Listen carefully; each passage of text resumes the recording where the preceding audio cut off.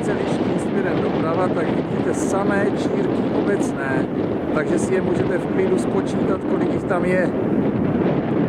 Tam to je Racek Bělohlavý, potom je tam vzadu mladý Racek Loužný, zase čírečky, zase je tam Racek Loužný mladý.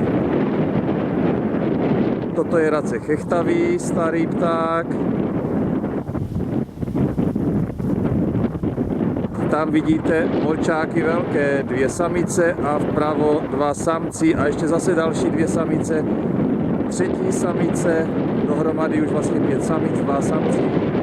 A tam na ledě pořád stojí čírečky, takže si je potom se rozlétá jedna čírečka a ona se tam tlačí pěkně, takže se přesunula. Takže můžete počítat dál, kolik tady těch číreček je.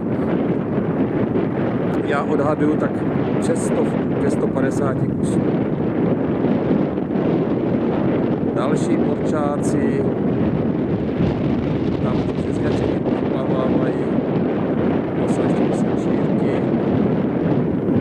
a tady už se začne ubývat přesněčky až doma. No, takže toto je zimoviště, tady dneska těch ptáků je málo.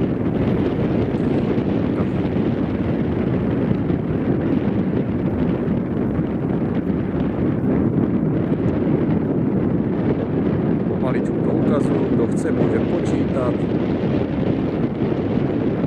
Jestli tam něco objevíte, tady dál už jsem to daleko nezkoumal, jestli si tady už jsou samé přeznačení.